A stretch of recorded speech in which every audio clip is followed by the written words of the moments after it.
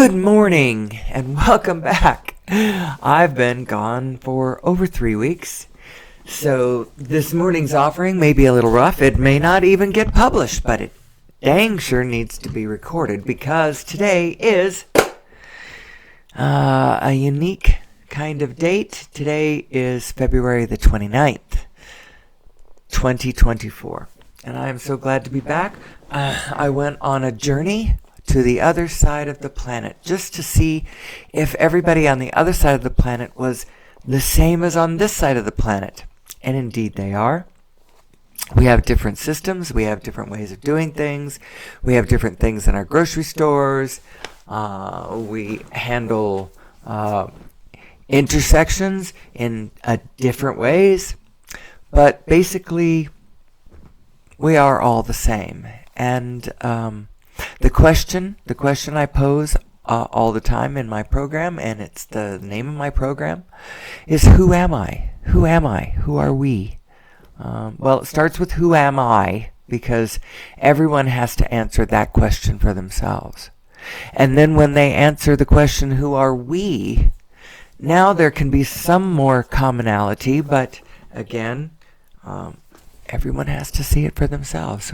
Part of our divinity involves an incredible divine diversity that we have going on. So, where did we go? We went to Fiji and New Zealand. What beautiful, beautiful island countries both of these places are. Not going to say much specifically about the trip because it doesn't matter all that much. The biggest question I want to ask here in the group forum is, who are we? And more specifically, the question is, who are we and who am I in reference to, drumroll please, source energy. And the reason we're going to talk about it in reference to source energy is because this is going to be the way that we get ourselves out of the problems that we have on planet Earth here. An understanding of who we are. An understanding of who we are as source energy. Now, I realize that this topic is somewhat tricky and runs the risk of being mildly or wildly offensive to people, because source energy is basically a euphemism for the divine powers, the almighty, the allness, God, if you will. And everybody, for a good reason, takes this subject incredibly personally. Now, there is an aspect to this topic that is intensely personal, and I do not mean to step on that part. That part for you is literally sacred. But there is some things that we can understand about who we are in reference to source energy, and there's some things about source energy itself that we can understand from a matter-of-fact point of view. From a matter-of-fact point of view. So that we can navigate this crazy world, and you know, as beautiful and blessed and so much righteous going on in our neighboring lands of Fiji and New Zealand, especially in New Zealand. We did see that they have problems too. They have problems just exactly like the problems that we have here. And my thesis and my whole reason for this program that I started about, I don't even know when I started, a month ago, 2 months ago, it's been a while. Actually, I think I started it around the 1st of January. But I took most of February off because we were gone for over 3 weeks. And this is my first show back. But my thesis has to do with this understanding will bring us the one thing that we need in a practical sense more than anything else in order to solve our problems, solve our environmental problems as well as our political problems, our geopolitical problems, our internationally political problems, our internal political problems, all of our problems stem from this same source. We don't know who we are. And my thesis part is that this understanding will help us get off of fossil fuels. One of the reasons why fossil fuels is such a bane to us is not just the fossil fueliness of it, but the centralized powerness of it that it is. Now, I realize I just butchered the English language really bad there in trying to get across a concept. Sorry about that. But it's true. The way that our power systems are right now, these centralized power grids, these centralized massive power plants, be they nuclear or geothermal or whatever, the nature of them makes us all have to link together in a oneness. Now, that in itself is not actually a problem, but us having to do that at the same time that we don't understand who we are, that's a problem. It's causing all of our problems. It's causing our internal political problems here in the United States. We have a massive craziness going on here with the two political parties ready to kill each other, and possibly literally. I don't know whether this is going to turn into massive civil war or whether it's going to somehow devolve into a war situation amongst the nations of the planet. I know that there's all kinds of things already going on between Russia and Ukraine, stuff escalating in the Middle East, China and the United States don't always, there's superpowers jockeying for position, and everybody, this is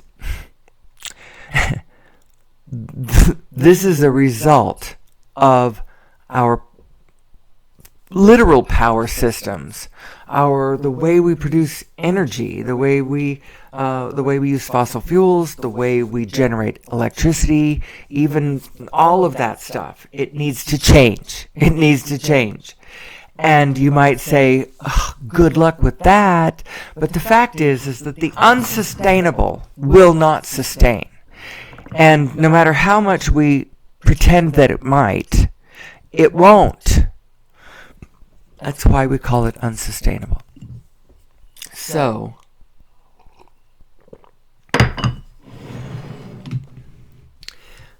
there's other factors here too, and that is that the truth is the truth.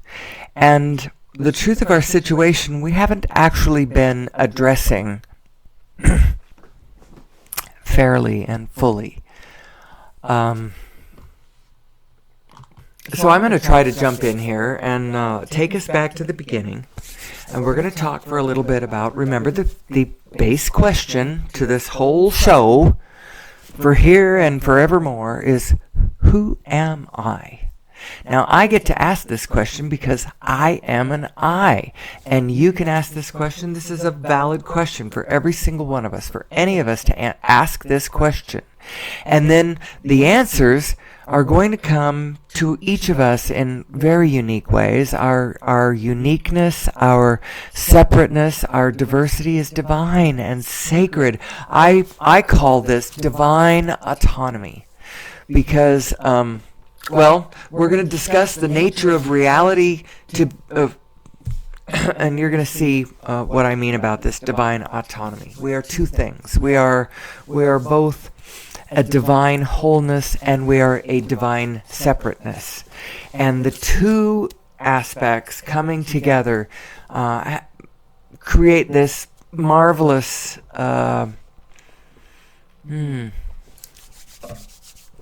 setup.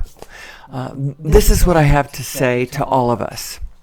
We need to understand who we are, because who we are is amazing. Who we are is absolutely, ridiculously capable of anything. Pure potential. Divine So who am I? Who am I? First of all, you are, we are, I am vibrational beings in a vibrational universe. That's what we actually are. Now, it has the appearance of solidity. That's what allows us to get out there in the muck and have real experiences in our real lives with specific byplay and interplay and all of that. It's that. But our true nature, and I mean this as deeply as I can emphasize this, our true nature is vibrational. Our quantum nature is vibrational. Our atoms and our molecules are made of little bits of space-time vibration, quantum vibration. It's the quantum field fluctuating, coming. Anyway, I got to get into all of this because it goes right to the heart of who we are and how we're going to solve our problems. The setup, people, that we are abiding in on this planet is absolutely blessed. It is so blessed. It is so perfect. It is so possible. Anything is possible. Everything is possible. And not only that, the good is what's coming. And our resisting change, our resisting who we are, our pushing back against, it's causing way more problems than it needs to, shall we say. So I would like to delve into this a little bit and talk about who we are and what the setup is. Now, I'm just my little person, and I'm just trying to describe what I see. Each and every one of you has the same general setup, and you'll have to see it from where you are. Although, in a way, it's all the same, and in a way, it's all completely different. We're going to cover that too. The reason that it's all the same is the universe is holographic, people. It is holographic in the sense that all of it is contained in every inky-winky bit of it. Every proton has within its structure, let's see, I have this written down here somewhere so that I can get the words exactly right.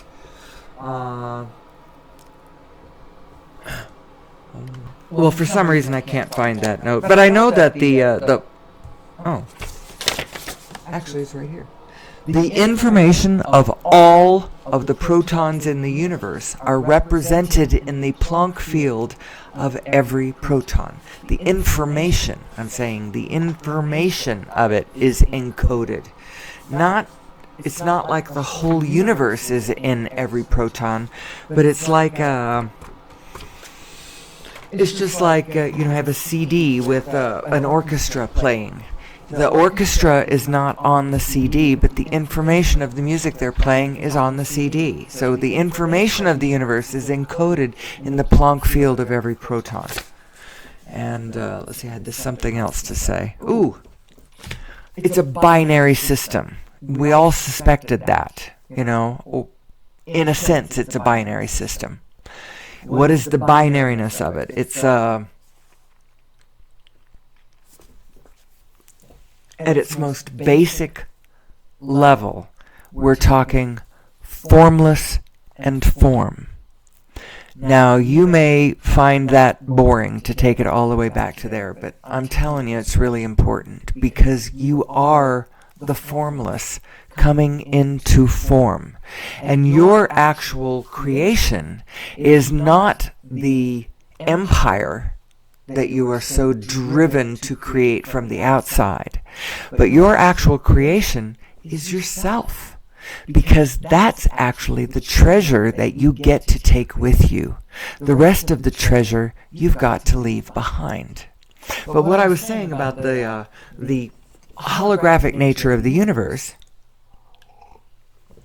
The reason that's important, it's like each and every one of us holds the same set of Legos. The only difference being the place on the grid from where you are operating and your own self. But yourself is contained in the information of what everybody else has. So everybody has you, you have them. It's all the same thing, except for it isn't. It isn't the same. And it's so cool, that divine difference between us. You know, our sameness and our difference, we're way more the same than we are different. And yet, we're able to iterate our own authenticity from where we are in wildly diverse ways. Our diversity, our power of diversity is a huge part of our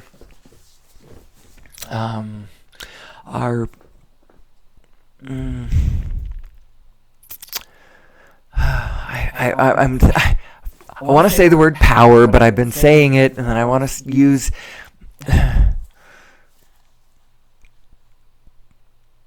it's a great deal of our it's so funny that I've just gotten short-circuited down a nothing of a pathway. Let me go back to what I was talking about.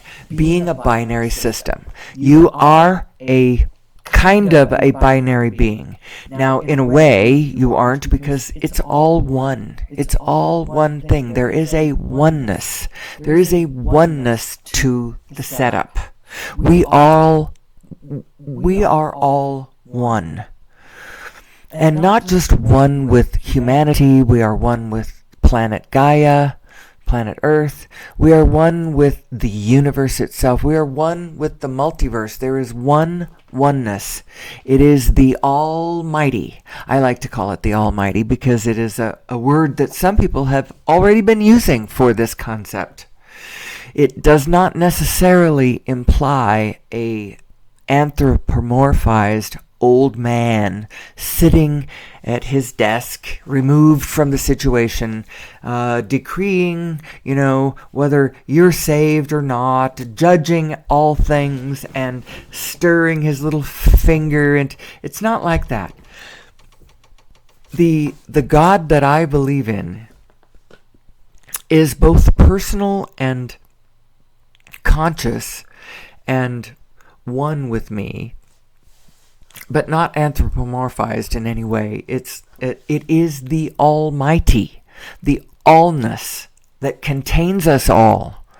This holographic entity of consciousness and intelligence and intention. That's what God is to me. And I mean it all in as matter-of-fact fashion as I can express it. I mean no disrespect to anyone who has other ideas about God, because everyone's ideas about God is what made me come to my understanding. Add everybody's ideas in. It's sort of like the old story about the old, what do you call these little tales of the old men trying to describe the elephant, and every one of them in a way was wrong because they were seeing it too small. They weren't adding it all up. And so the different parts that they were feeling, they decided, the elephant's like a tree. No, it's like a sail. No, it's like a wall. No, it's like a rope. No, it's like a snake. All of that nonsense. It isn't really any of those things. It's all of them added together, and yet something completely else. And think of the understanding of source energy as being something like that.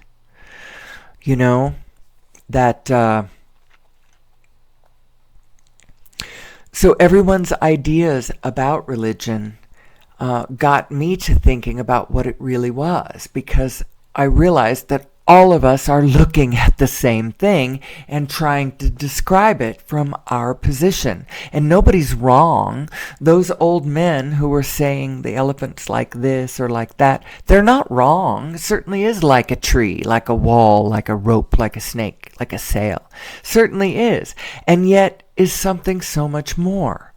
So take into your heart, into your consciousness, the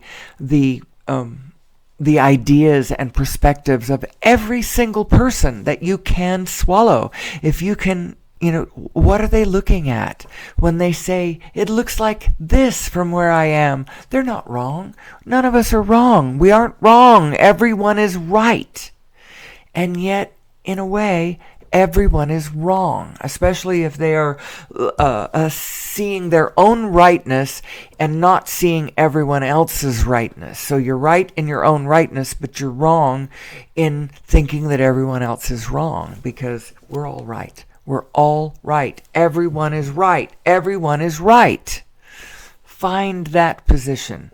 That is what God is looking at. God is all of our viewpoints added together. Each and every one of us is shining our particular light on one part of the grid, and lighting it up with our hearts, with our love, with our intuition, with our sight, with our experience. And the truth of the whole picture is, when you add all of that together, that's reality. So actually, what is reality? Where does it come from? And I'm talking about physical reality.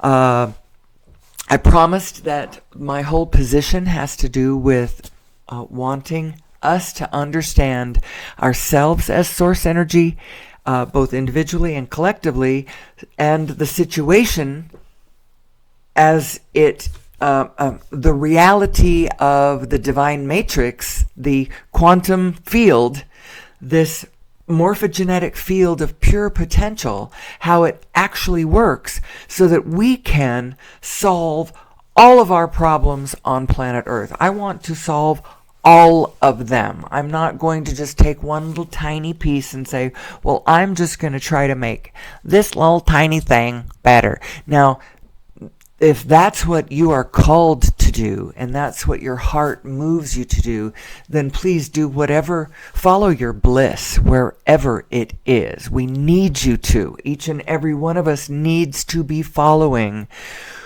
what our inner being is telling us to do. You can't be evaluating this from the outside. You have to work it from the inside.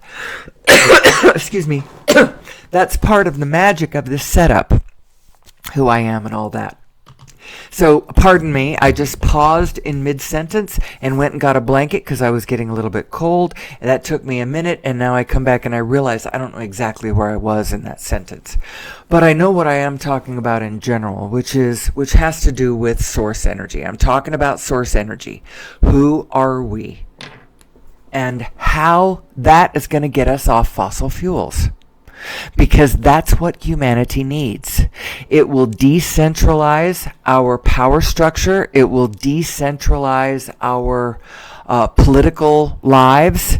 It will grant power back to all of the individuals. And so all of those peoples that are out on the island nations all around the world, or the third world countries that don't have great modern infrastructure, it's going to give them power back. They do not need to plug into the centralized petrodollar International Monetary Fund. They don't have to turn their island or their tiny little nation into some sort of factory for goods in order to have their little piece of energy independence. It will grant energy independence to all individuals, and everything's going to change in such a beautiful, wonderful way.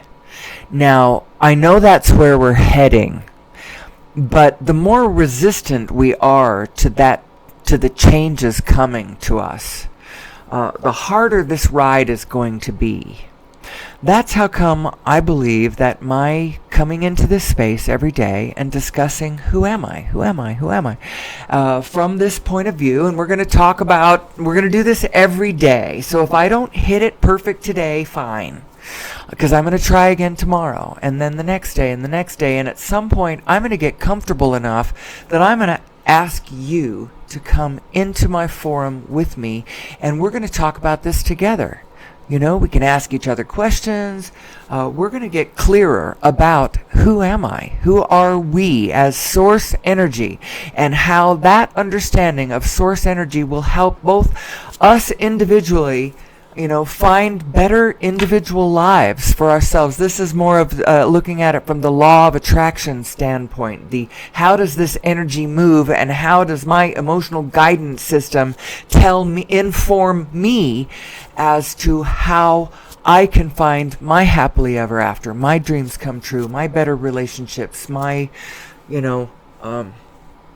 better relationship with all of the universe, how that can happen, and then collectively how our understanding of source energy and the source of all reality, this sacred, this divine matrix, this quantum field that we are all part of, that is going to take us from feeling like we have to dig up all this nasty ass sludge around our planet and burn it and frack it, and Jesus Christ, that's what the problem is.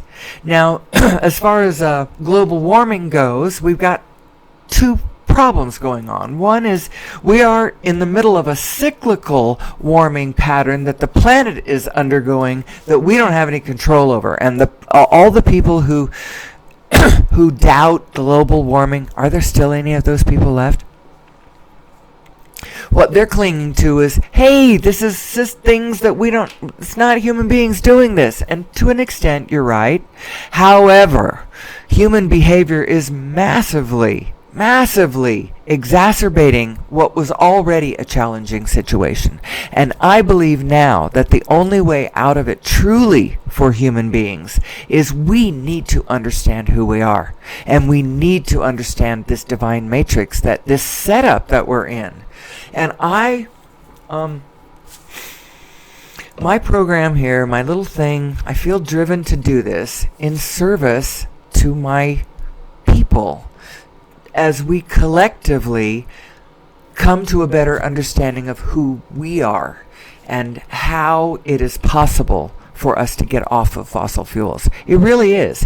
There's been over a century of brutal, aggressive suppression of any kinds of technologies that would have led us to gravity control and getting off of fossil fuels. Now, actually, I was about to say something negative about our situation, and there certainly is negative things about our situation. But whenever you point that direction and that becomes your focal point, that negative aspects, then you've unplugged from your own personal source, and now you have a hard time getting to that place where you can solve the problem, where you can walk out of the wilderness, if you will. I use that expression a lot. I like it. I think we need to find our way out of this wilderness that we find ourselves in.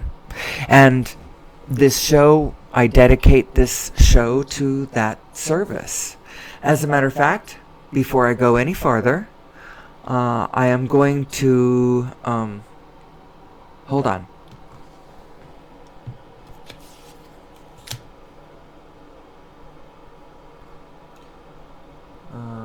And we can further. I dedicate. It's like a dedication. Where's my dedication? And I wrote it down. My dedication. Formless. Okay, here it is. Here it is.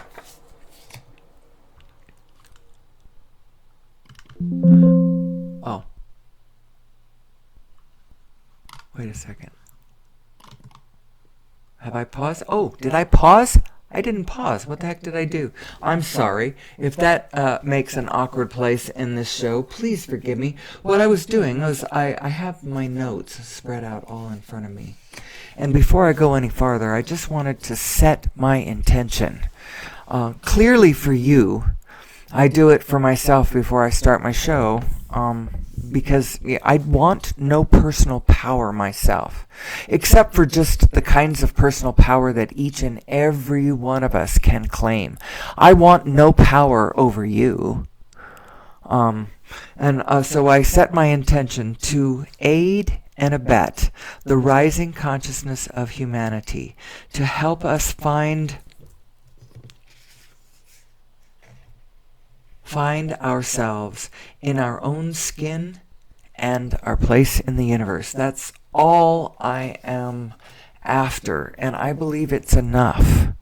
We're going to have such an explosion of authentic diversity, while at the same time there are forces that are trying to assemble us from the outside in groupthink and lockstep, and we absolutely don't want to do that.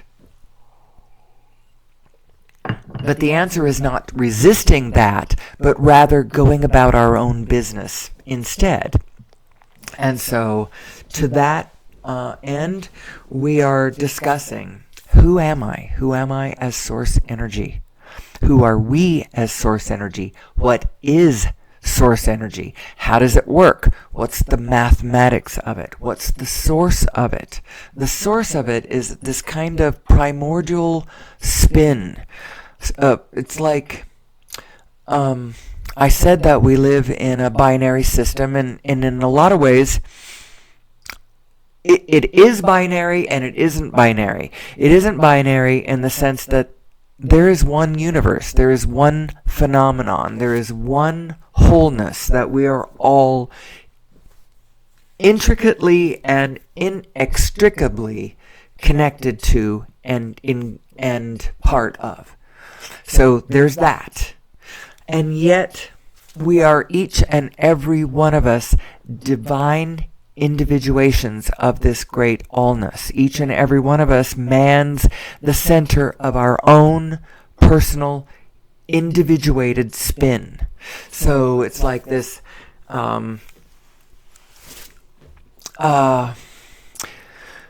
this infinitude of spins, all springing forth from the same primordial spin. And motion and movement coming at you is actually layers of this spin, moving at different rates and spin coming from different directions. It's all on a single grid that we are all part of. We are a oneness. But you do not disappear in that oneness. You are divinely your own separate individuation, and from that perspective, you are manning the center of your very own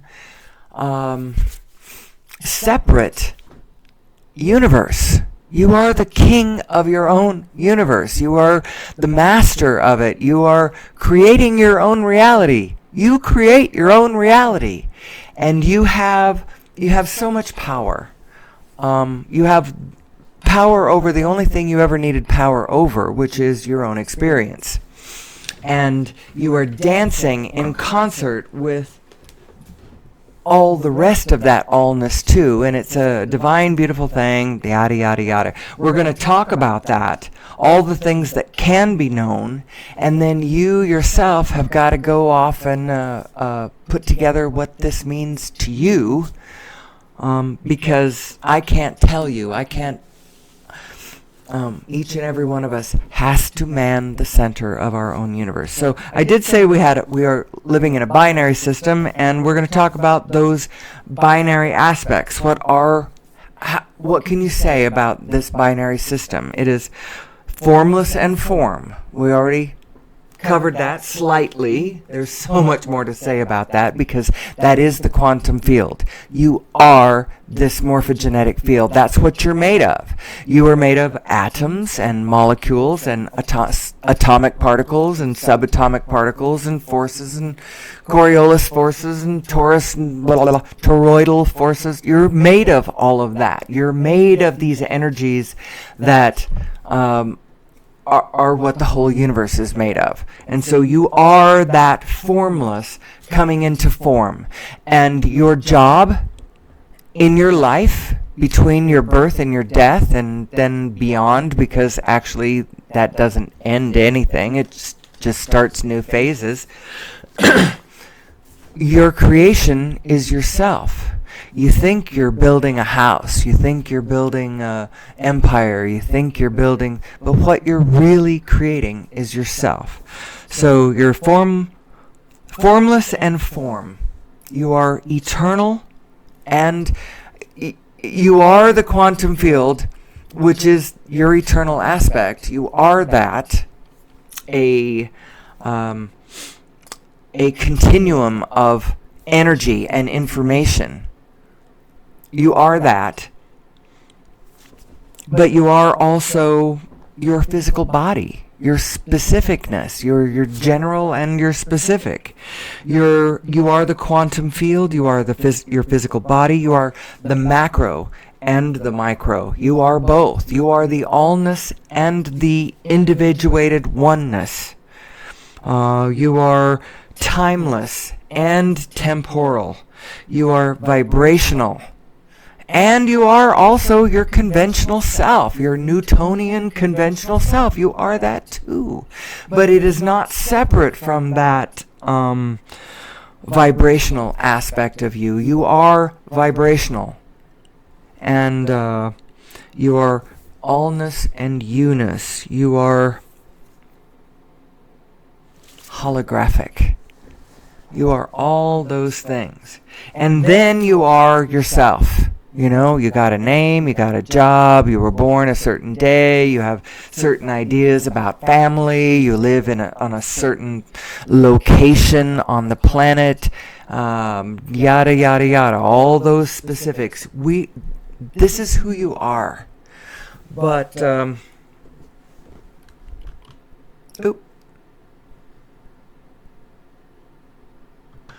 So one of the problems that I come across when I attempt to explain this setup and this situation, one of the problems that I come up with is that, well, actually I come up with a lot of problems when but there's an awful lot of ground to cover. I have so much respect for your viewpoint, because you're right. Whatever it is, you're right. Law of attraction is proving you right every step of the way. You know, you are getting confirmation all the time about the nature of the universe, and I don't mean to say in any of my discussions that you are wrong and I am right. I am right and you are right and they are right and everyone is right, and so hear everyone out and fit it all into the bigger picture. You have a grid work in your consciousness that allows everything to be placed. All information can be placed within your consciousness. So what everyone is saying, put it somewhere. Put it somewhere. Their viewpoint adds to the wholeness, the allness that we all are. And as you absorb people and their ideas, the whole vastness of the picture starts opening up for you. So I would advise you to do that. Go to your teachers, the people who have spoken to you over the years of your life. Who do you love? Who really rings your consciousness bell? Is it Tony Robbins? Is it Deepak Chopra? Is it Joseph Campbell? Is it Eckhart Tolle? Is it Confucius? Is it the Buddha? Is it Jesus Christ? Who is it that add them all in? Don't be afraid to add more and more and more, because our true nature is holographic. You contain the whole universe, so you have a place to put all information. You don't have to pick and choose information. You can accept it all into your holographic self and understand the big picture. Who am I? Who am I? I am an individuated, separate spin in a divine wholeness of infinite spins. I am the quantum field. And when you understand better how this works, two things are going to happen.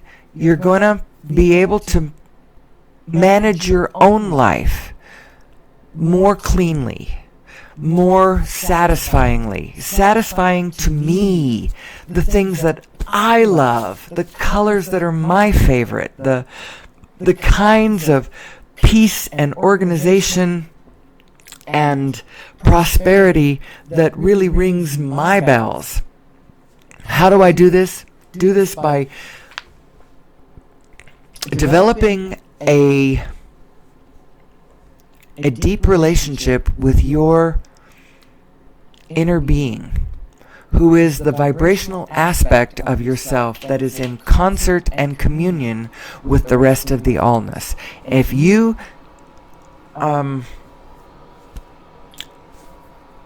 develop that relationship between you, and you start learning what your internal guidance system is trying to tell you about how to navigate your life, how to follow your bliss, how to listen to that still small voice within you, how to take cues from the Holy Spirit that is trying to guide you at all times. We can all get to a place where we collectively are joyful and organized and loving and happy and healthy and win.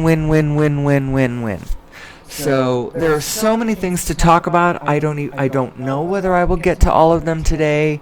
This, like I said, this is my first day back in over 3 weeks. I'm just kind of getting into my stride, talking about this topic that is my favorite one. Who am I? Who am I? Who am I as source energy? And how does my better understanding of that make me happier and lead humanity one step closer to energy independence for all of us? For all of us, bar none. Let's get off this centralized power system that we've got going through our better understanding mathematically and physically of who we are and what is source energy. What's the mathematics of it? How does it work? Now, I'm going to be referring you, and as the days go by, as I get a better grip on the technologies that I'm using, and I learn more places that I can refer you out to, I will be linking you up with all kinds of other things that will help you more deeply understand what it is I'm trying to say, because in some ways there's not one single thing that I'm telling you today that is original, except for the way I've put it together. That's original. But you know, when I talk about the mathematics of this, I certainly wasn't the one who did the mathematics of this. It was Nassim Haramein and all of his group of physicists and mathematicians over at the International Space Federation, over at the Resonance Science Foundation. I'm going to put up some links to how you can find, well, the 2 links I've been putting up so far, and I can think of some other links I could be putting up, like to the I can put up a link to the mathematical. All right.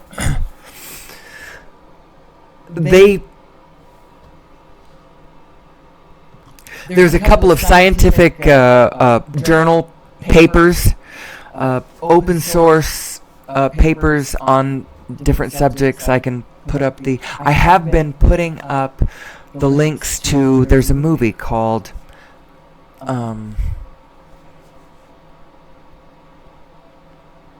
The Lost Century, and how to gosh, I haven't how to retrieve it? That doesn't sound right. The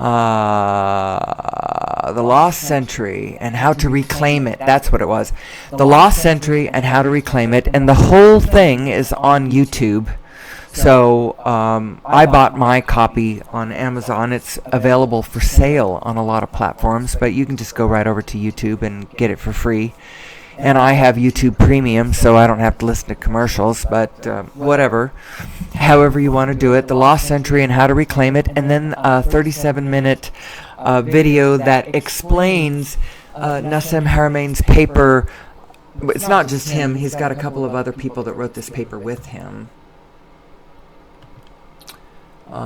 This paper right here, The Origin of Mass and the Nature of Gravity, and you can see Cyprian, I can't pronounce these names, and Oliver Alma, I guess I can pronounce that one. This paper was published back in September of 2023, just, I don't know how many months ago that was, 4, 5, 6, 4, 5, I don't know. The Origin of Mass and the Nature of Gravity, and there is a little 37-minute YouTube video that in absolute excruciating and eye-crossing, mind-boggling detail describes the mathematics and physics of that paper. This is the whole abstract. We want to pause this and look at that. Anyway, I will be posting that. And I will be posting The Lost Century. There's a lot of other things I will be posting. The point being that none of these ideas are new. For heaven's sakes, one of my things that I put up all the time is the 5 kleshas. This is certainly not my idea. This actually comes from Buddhist philosophy, and these 5 kleshas are considered to be the root cause of all suffering. And as I see it, as I see us from one side of the planet to the other, we are all so much the same, in spite of the fact that each and every one of us is wildly, wildly different from one another. There is no one who is having the same experience that you are having. It is all completely different. Everyone was born in a different place, with different parents, and I'll tell you what, I have 3 siblings, and all of us have different parents. I'm not really.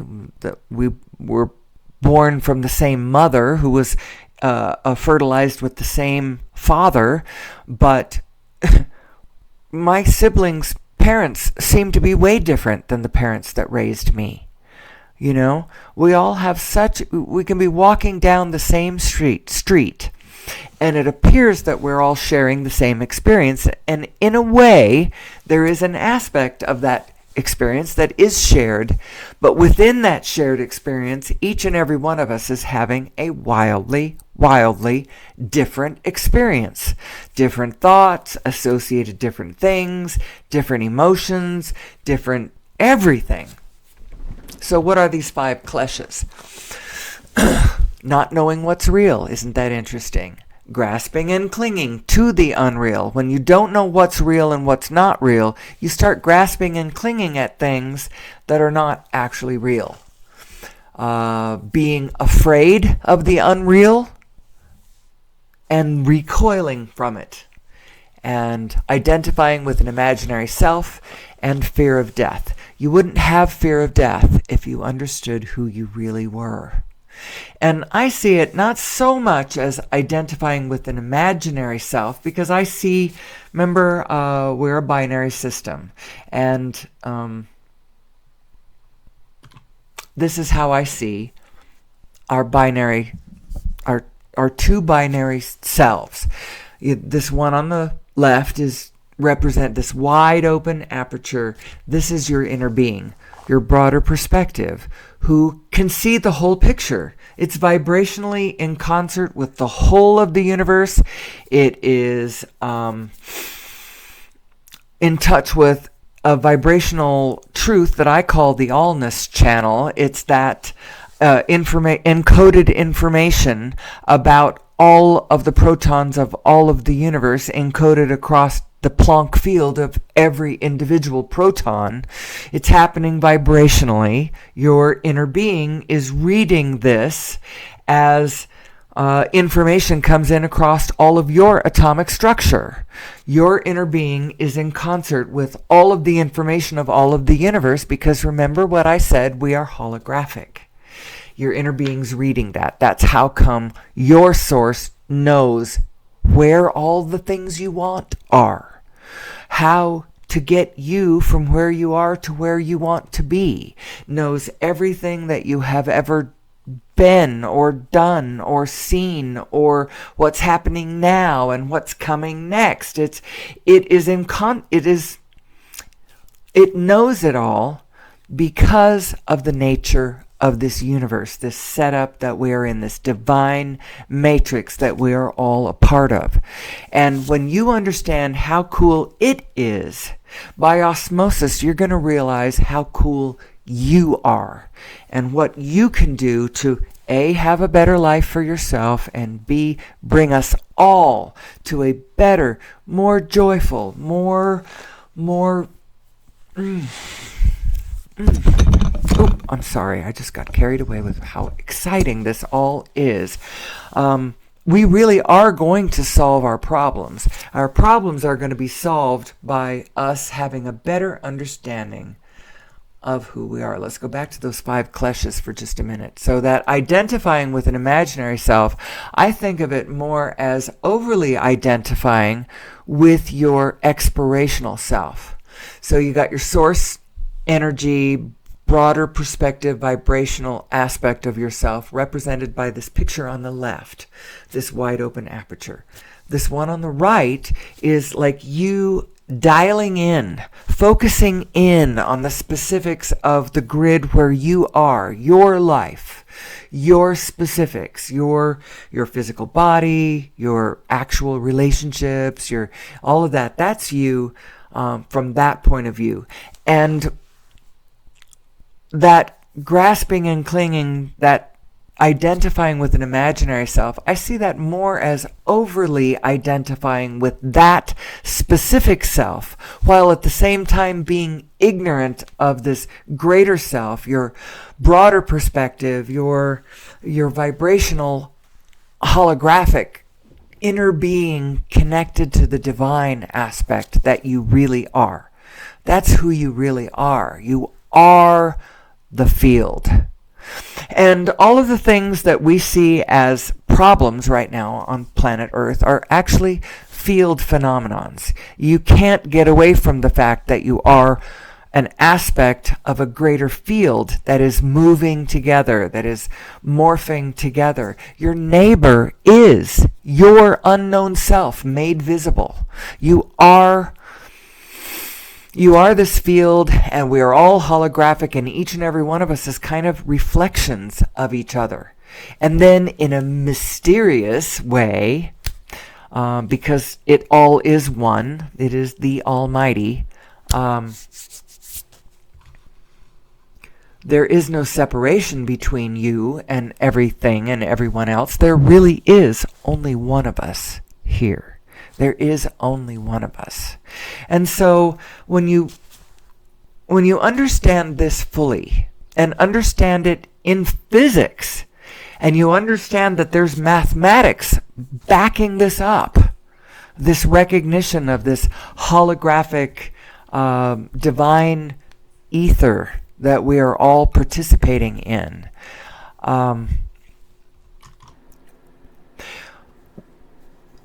you realize, actually, what do you realize when you realize that we are all one? We are all one, but we are divine individuations of the allness. We are. So I'm not trying to sublimate your divine autonomy whatsoever within this great allness that we are all a part of. Just take the allness as a given. We don't have to fight so damn hard to be one. And that lockstep and groupthink thing that comes from being one from the outside instead of living your divine individuation from the inside, and then producing this amazing diversity within the allness that we already are. That's what we're really looking for. So where am I going to go with this next? Because there's an awful lot to talk about. I've promised that a better understanding of this setup and situation is going to bring humanity to a place where we can get off fossil fuels. How does that work? Well, in understanding of reality itself, it turns out that the 0 point... Am I paused? No. The 0 point energy field is tap-inable. I think I alluded to the movie The Lost Century and How to Reclaim It. What it's a documentary of is a number of things. One, the history of the last century and more of the brutal suppression of any one of many wonderful ideas which would have aided and abetted our gently moving away from fossil fuels and coming into a better understanding of how to tap into source itself for our energy. Now, a lot of these devices that have been brutally suppressed, they weren't actually fully tapping into 0 point energy, but they were over unity devices that were putting out more energy than it took to run them. And if you say that to anyone who's been conventionally educated through our collective sanctioned universities and colleges, people will say, that doesn't sound right. I don't think you can do that. That's impossible. That's physics says that's impossible. Well, I'm telling you right now, it's not impossible. And we have had over a century of brutal suppression of these devices, deep sixing them, and often their inventors along with them, depending on how resistant their inventors were about, getting their devices out there. Sometimes it wasn't enough to just buy that device and then shelve it, making it impossible for anybody to, or discrediting the Nikola Tesla himself, and some of his great ideas were shelved and suppressed, and he himself died in obscurity, relative obscurity, although not complete obscurity, and he was the first one, I think, to have said the words, if you want to understand this universe, think in terms of energy and frequency and vibration. And so he had some ideas about like his Tesla Tower, which was supposed to deliver, I think, energy, communication, data, but it was going to be for everyone and for free.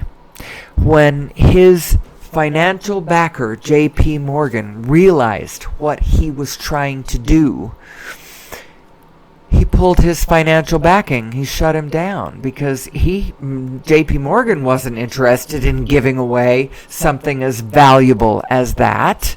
He wanted to monetize. He wanted to capitalize on it. He wanted to amass power for himself. And the reason that that was able to be suppressed at that point is because our consciousness wasn't there yet. The consciousness of being able to understand who we are and what source energy is wasn't there. And so we had the 20th century when we should have had a completely different century. If you are new to my program and you've never watched that movie, you don't know what I'm talking about, go watch that movie, please.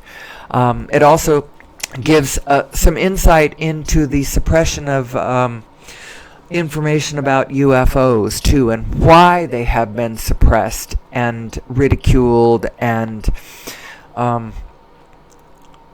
discredited for so long. Because the powers that own the energy, that are capitalizing the highest right now on the way our power system is set up. They don't want us. They don't want us to be looking at UFOs and scratching our heads going, hey, wait a minute, look at how they're moving.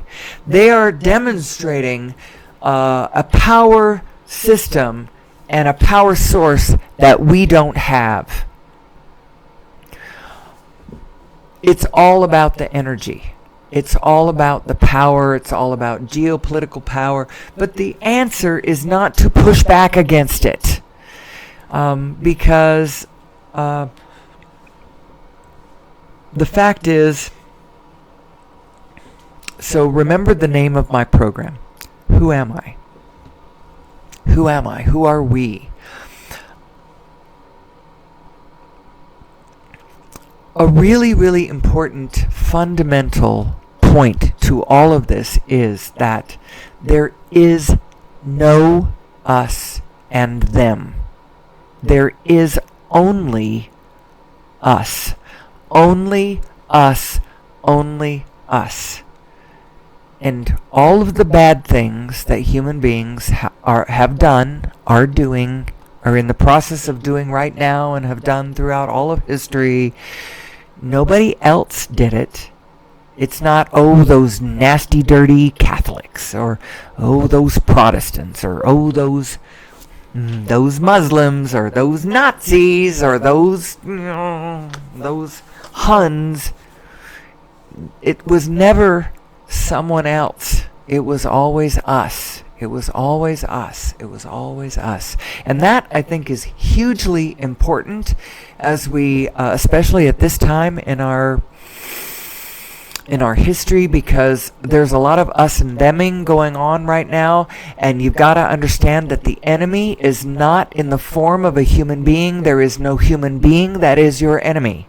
Your enemy is the polarity itself. The lack of understanding, the cause of the suffering, the actual cause of the suffering. The Buddhists weren't wrong about this. The actual, that is the wrong thing. The actual cause of the suffering is this, not knowing what's real. What is real is the quantum field, this divine matrix, this setup that you are a part of. Understand yourself as source energy. Understand us all as source energy. And this is going to bring us to better individual lives and freedom from fossil fuel. Now, how does that happen? First of all, let's look at this. This is, so you are a vibrational being in a vibrational universe. If you have ever heard of law of attraction or the teachings of Abraham, now Abraham is not the only one who teaches about the law of attraction, and as a matter of fact, there's a lot of great teachers out there who are teaching it from all kinds of different directions. And there are even many traditional religions who, in a way, come around to kind of the same thing, even though they may have different explanations for why it is so. If any religion that is emphasizing things like spirit first, as in, find that spirit of peaceful, joyful, non-resistant, loving cooperation first, and then pay attention to that divine spirit within us, that still small voice urging you, to move to the right, do the right thing. I don't mean right as in opposed to left. I mean right as in opposed to that feels wrong. Every one of us has been born with an internal guidance system. Our emotional guidance system as a human being is quite spectacular, actually. And I don't know whether I'm going to get into the concept of the fact that we were indeed designed. In a way, it doesn't matter. This is our design. Our design is this, we have this emotional guidance system that is telling us whether we are in concert or out of step with our emotional, our vibrational inner being. That, remember I said that we're binary. We have this form and formless, expirational, eternal, physical, quantum field, micro, macro, that kind of a thing going on. Well, your inner being is your vibrational self. It's your eternal self. It's your broader perspective. It's your divine matrix aspect. Your broader perspective is your inner being. And that aspect of yourself is always positive. Always positive. Always feels good. Feels like love. Feels like joy. Feels like hope. Feels like movement forward. Feels like yes. Feels like bliss. It is that follow your bliss. Follow your bliss. Care about how you feel. Your whole job as a human being is you are focusing thought and emotion. And we're not necessarily taught that that's what our job is, to focus thought and emotion. We're just taught kind of to look at what's out there, and if you like it, feel good. If you don't like it, feel bad. End of explanation. That's kind of what we're taught, but it puts us in a conditional spot that's very uncomfortable. It's also not correct. It is not optimally learning to understand our God-given guidance system. It's not teaching us how to use it. The fact is, we shouldn't be as conditional as we are. We don't need to be conditional. And if we would learn to not be conditional, ironically, what will happen is the conditions around us will so much improve. They will improve. You could even say, it is my intention that the conditions improve. And the way I will do that is I will become unconditional about it. It's sort of counterintuitive, but that's the way it's going to work, because the universe is vibrational. And so what you need to do is you need to become vibrational. You need to put primarily forward how it feels, because that's your take on its vibration, right? That's good vibrations. Oh, that's bad vibrations. Everyone knows what good feels like and what bad feels like. We just have been also taught a lot of very incorrect things about how to use our physical systems. We are taught that we are problem solvers. We are not problem solvers. We are problem creators. And when we are taught that we are problem solvers, scan the horizon for any problems, and as soon as you find a problem, focus on it. Well, that does not solve the problem. Not in and of itself. It actually makes that problem worse, which, because of how we really are designed, eventually does get to the solution of the problem, but it's such a long way around it. It's such the long way around, and it makes that problem way, way bigger before it makes it any better. That is not optimally the way to use our equipment. What the way we are better served is to train ourselves to notice within this field of conditions. Yeah, okay, you take note of what you don't like. It's really hard not to. You get a big blast of, ooh, I don't like that. But now don't focus there. Within that, start noticing aspects of it that you do like.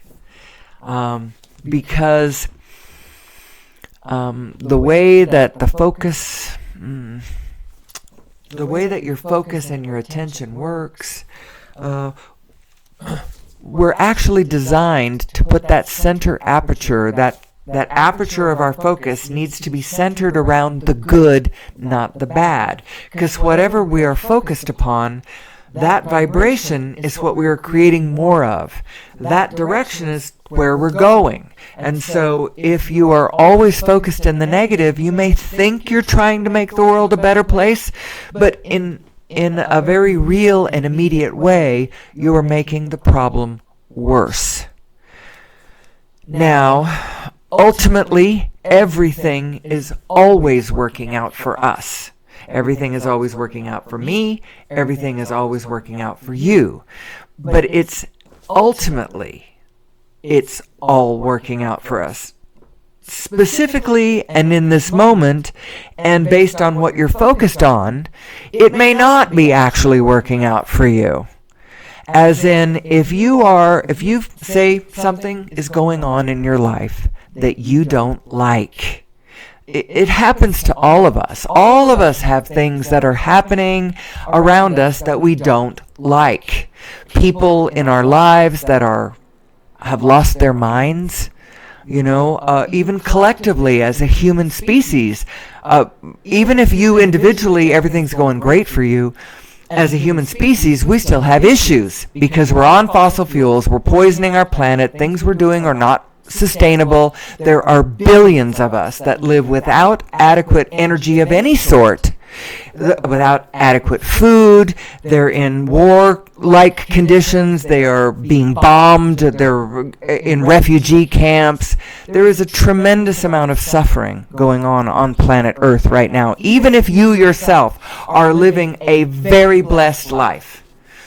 There are things on planet Earth that we still need fixing. Right? In general, the things going on that we do not like, things like mankind is responsible for the 6th mass extinction of biological life on Earth. That's not something you want.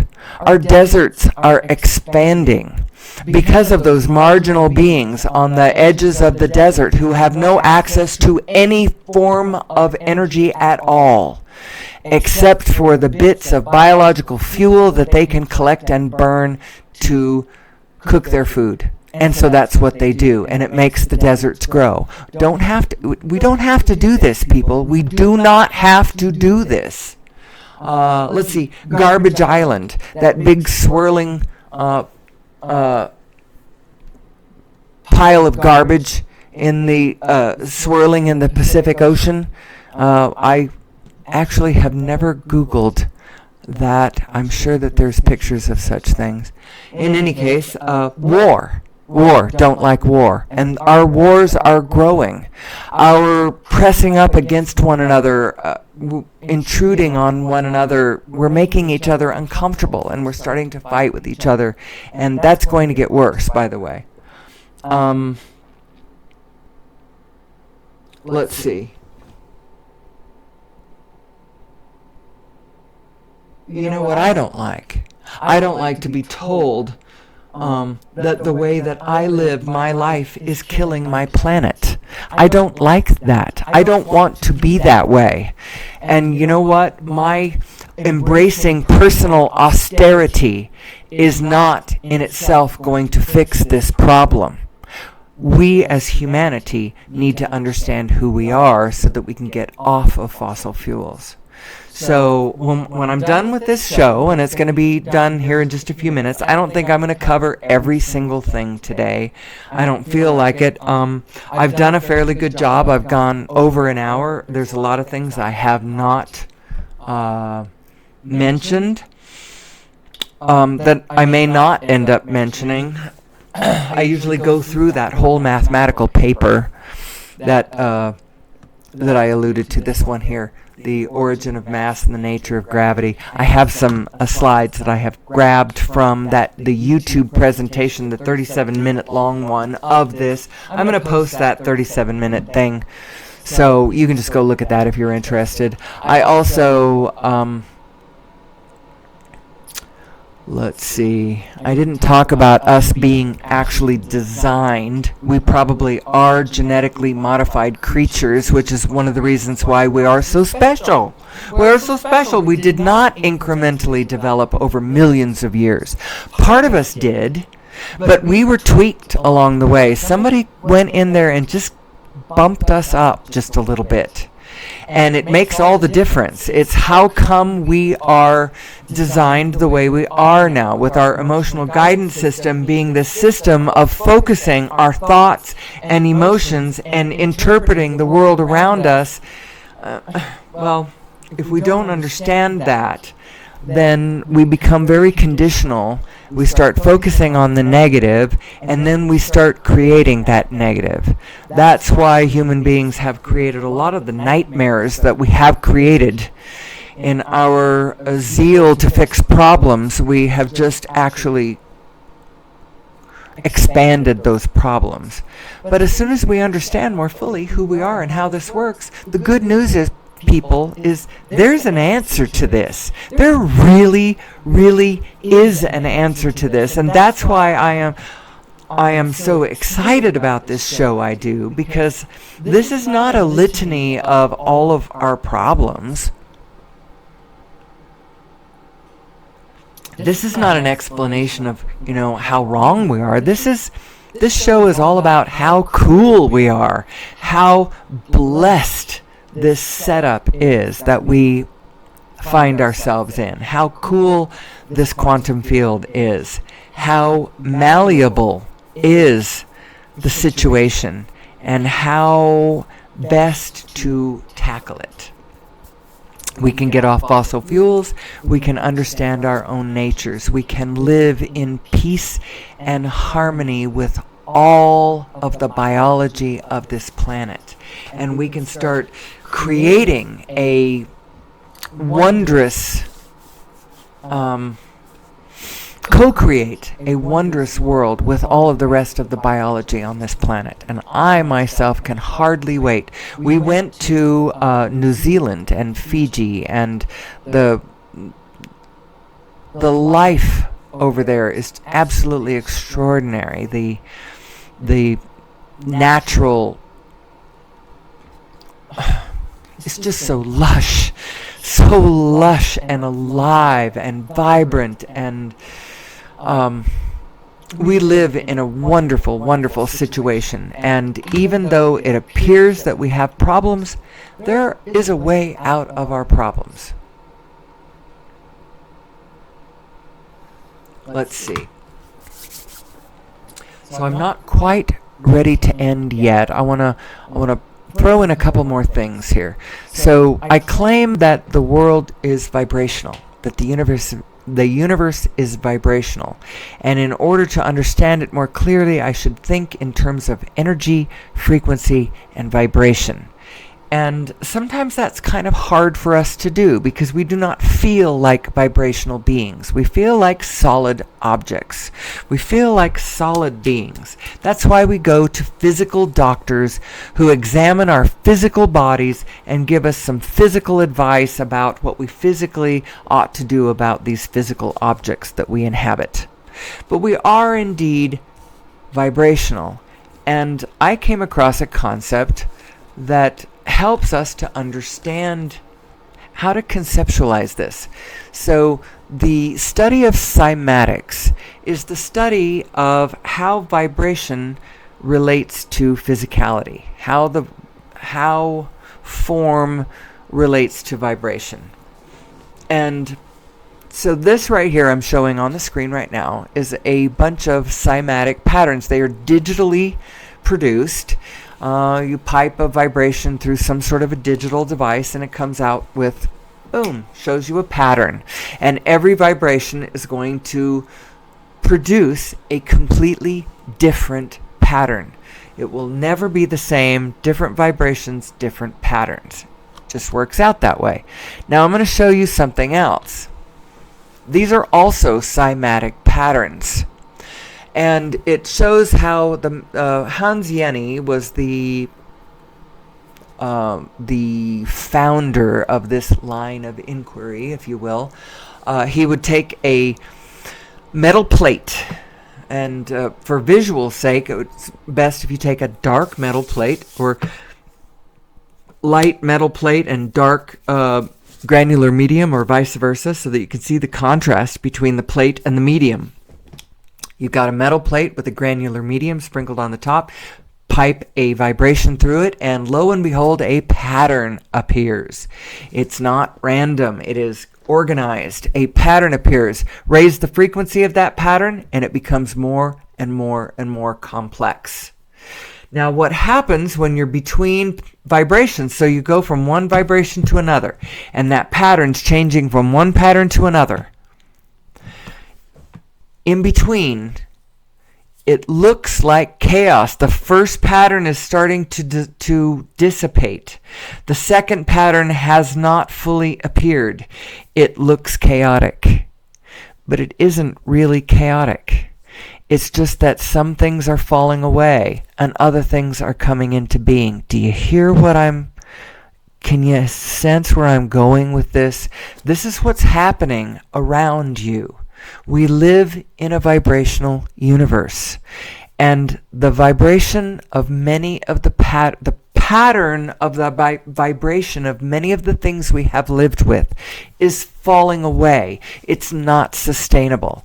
The not sustainable will not sustain. It's just as simple as that, and it's falling away, and there are new patterns coming into form, but they may not be fully formed yet, but they're coming into being.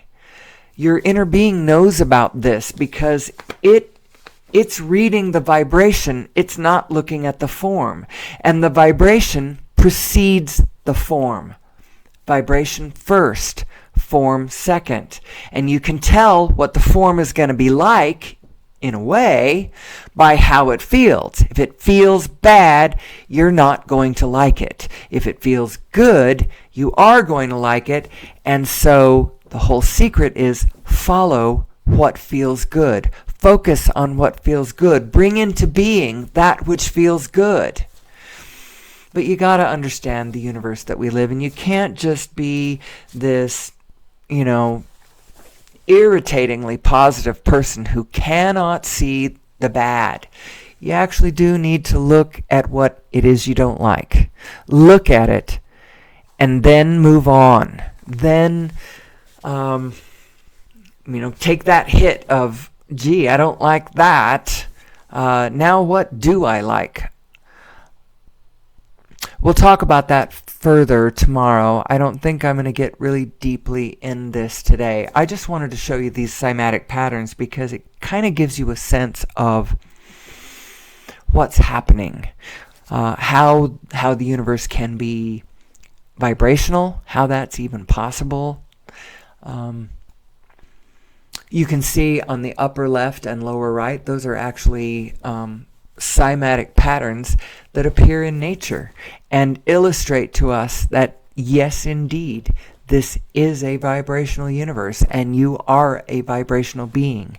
Now, Abraham Hicks, I'm a student of Abraham. I absolutely love this teacher. She has taught me so much about how these energies work and how we do create our own reality. Each one of us individually is in an enormously meaningful way, is creating our own reality, good, bad, or indifferent. You have all the control you would ever need to make your life come out in exactly the way you would like it to come out.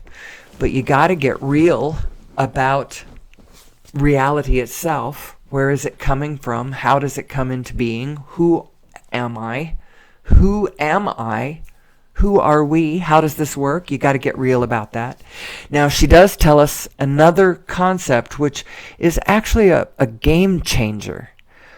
The idea of this vibrational, this vortex of creation that each and every one of us is creating vibrationally as we bumble and stumble into things that we don't like and then notice them and feel those feelings, and we are creating it's like we're creating the positive opposite of it in vibration. So, vibrationally speaking, whenever you have a negative experience, what you want is created vibrationally. She calls it, or they call it, Abraham calls it, rockets of desire. I think of it like, when you take a photograph with a camera, at the same time that you're positive, that you're regular, it's not, with a camera, it's not really positive and negative, but we call it that. The positive and the negative photo is created at the same time. So just the very snapping of that photo implies both sides of it. And that's what happens with these rockets of desire, because the universe runs on desire. If you want to know, so back here, remember, these are your two selves, your source self, your individual self. Your source self is your desire. That's what your bliss is. It is that movement forward, that wanting more, that joyful pull towards the yes, yes, yes, that'd be great, fantastic, wonderful, I want to go there. That's what your inner being is. Your inner being is your desire. And your conventional self is your beliefs. And if you're stuck in a place where what you think you want and what you think you can have are not anywhere near each other, this is what I want and there's no way I can have it, so I just give up. You are creating a stress within yourself that is going to explode.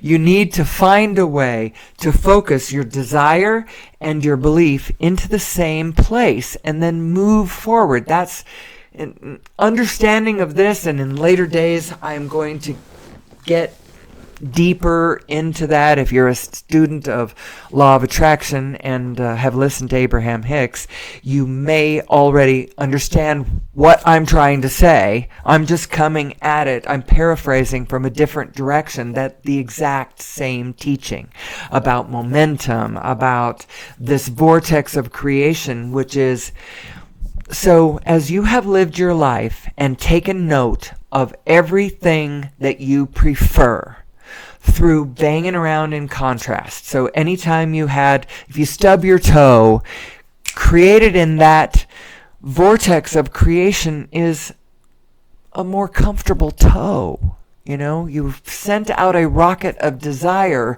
for that thing that you want. And that rocket of desire was created through your experience of something that you didn't want, right? But it's a positive thing. Your inner being took note of it. I know what you want, she says. And then she becomes what you want vibrationally and holds. It's like she marks all of the positive through every negative experience you ever had. Your inner being is marking the positive, the implicate positive is marked right there, and she holds it. Now, the way you find your way to that positive outcome is you have to follow the guidance of your inner being. And what is that? It's your emotional guidance system. You have to care how you feel. You have to care about how you feel. You have to want to feel better. You have to believe that you can feel better.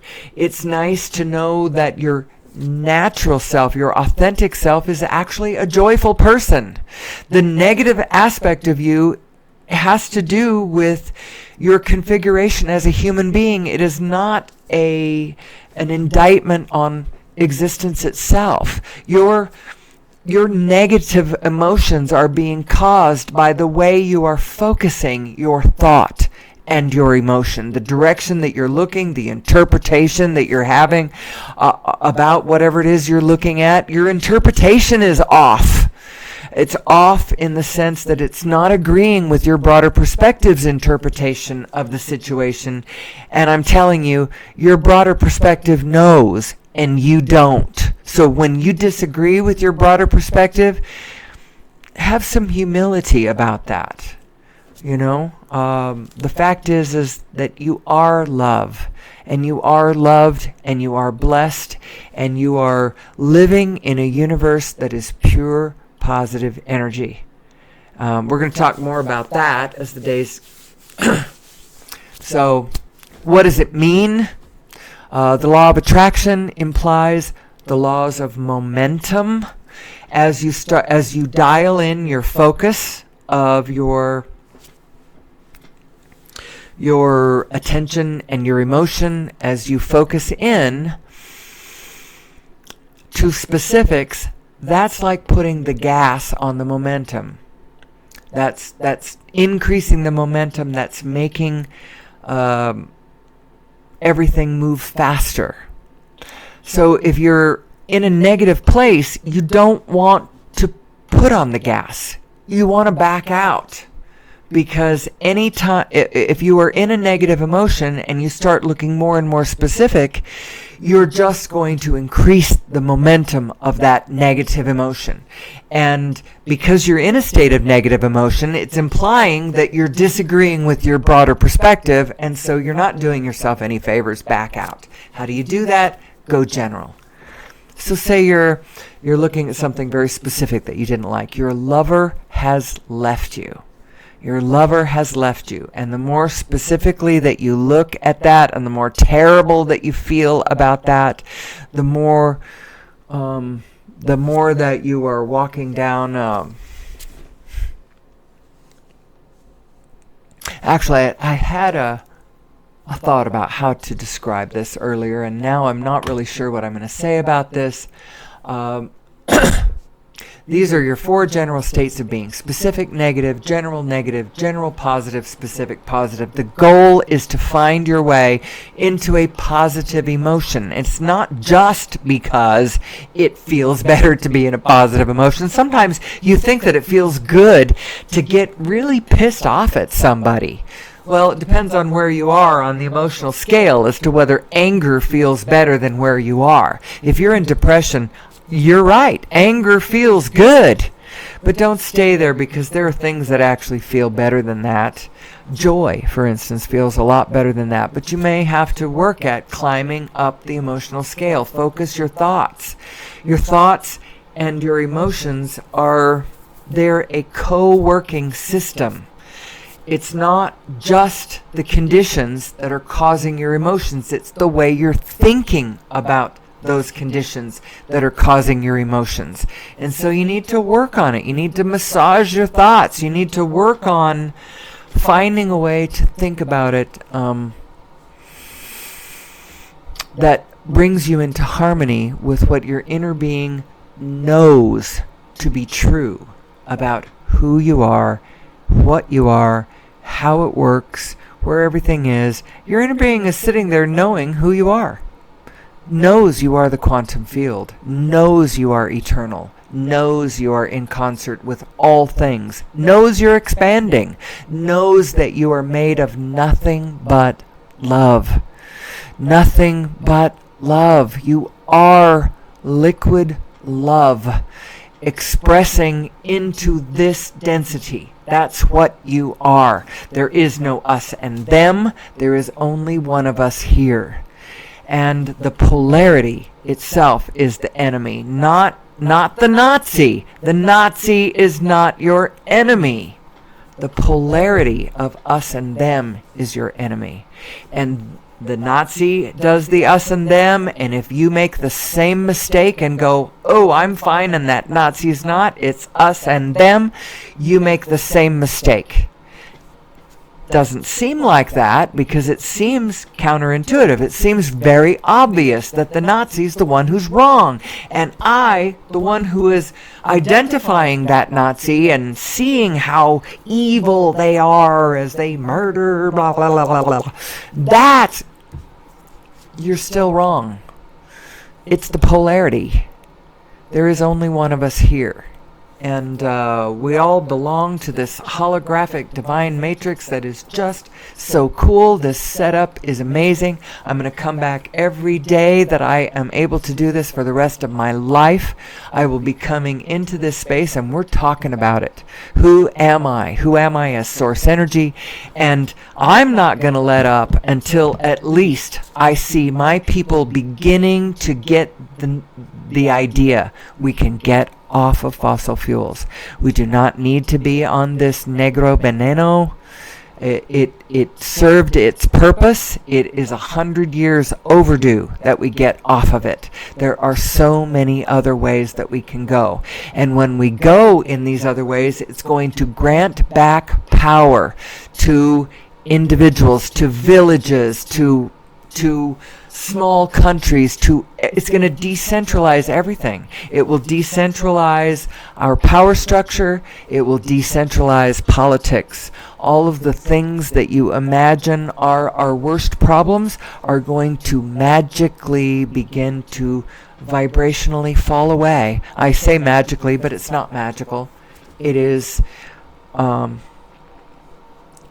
physical reality and mathematical reality and mathematical certainty. We are expanding. We are expanding.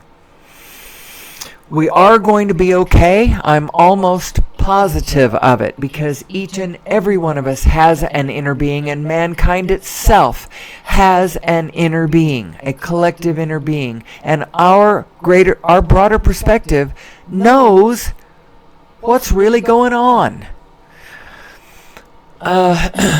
We just need to get better at leaning forward, at trusting that things are always trying to work out for us. So do I have anything else I want to say before the end of on this particular show? There's a whole lot of things I didn't talk about. I did not talk about our actual design. The neocortex. Where did that come from? We'll talk about that more tomorrow. As I show you the evidence that I see that makes me think that it is highly probable that human beings were genetically modified. Now, whether we were or not, our design is still our design. But I'm going to show you some evidence of where some of our design may have come from. And I'll do that tomorrow. I almost always do it, but I think I'm going to end. I also have a whole lot of mathematical these pictures from the paper that I'm going to give you the link to. The 37-minute YouTube video that's going to describe all of this. I guess I'll go through this really quick. I'm not going to explain any of it. Not till tomorrow. So if you were interested in what I was talking about today, come back tomorrow and let's talk about it again. You know? Who am I? Who am I? Who are we? Where are we going? Where have we come from? What are we doing here on this planet? What is the meaning of my life? What is the meaning of all of our lives? And how can we get to a place where instead of killing this gorgeous, blessed planet that we live on through our natural desires. I have a desire to move around the planet and visit my other fellow human beings. We love to do that. That's how come there's such a vibrant air travel industry. We like to go see how each other lives. You know, what are our samenesses? What are our differences? You know, what are the solutions that we've found to our problems? What are your problems? I'll show you what our problems are. We love to do this, but we shouldn't be doing it the way we're doing it. Using fossil fuels, our modern day transportation industry, the air traffic, and we've got all this infrastructure that we're working on, making our airports better. Blah, blah, blah. We'll talk more in the days to come about what alternative we could have to the way we travel and how that can change everything on planet Earth. We need to talk more about the vortex of creation, because I didn't really get into that very deeply today. When you talk about law of attraction, you're really talking about momentum and how momentum can get a hold of you, and how that relates to our emotional guidance system. That's what Abraham talks about all day long. That's the focal point of what she's talking about. So I want to try to pull all of that stuff in. If you need more clarity on how the law of attraction works, please go. I have watched literally thousands of her 14, 15-minute little clips that she has. I used to listen to whole seminars, used to be able to find them on YouTube, 7, 8, 9, 10 hours of the whole seminar. Went to one seminar myself and watched it, the whole thing, because I was in the audience watching it as an audience member. But now, mostly it comes in the form of 14, 15-minute clips. That's all right. Most of them are animated. So that you aren't really looking at Esther and, picking her apart individually. She just wants her words and her message. She herself does not want to physically be at the head of any freaking kind of cult. She just wants all of us to better understand our emotional guidance system, and I totally agree with her on that one. I don't want to start any kind of physical group either. My main thesis is that each and every one of us has to go in and man our own center. You have to do it from the inside. You cannot do it from the outside. So no one else can tell you what to do, and you cannot tell anyone else what to do.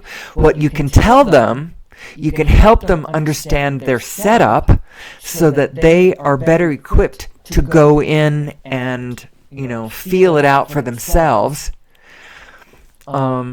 That's about the only thing you can do.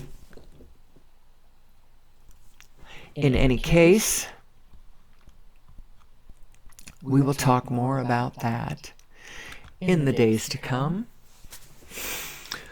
I will also be talking more about the nature of the quantum field and how it is holographic and how it is spin and how it is pixelated and how it is holographic and all of that stuff. We'll be talking about that more every day. This is the subject.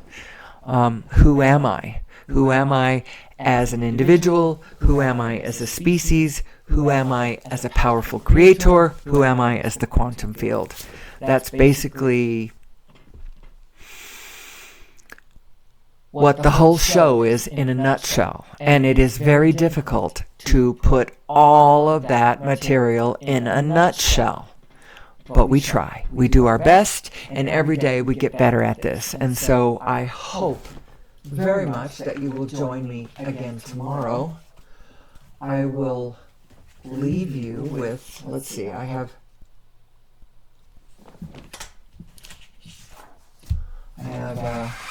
my little ending statement.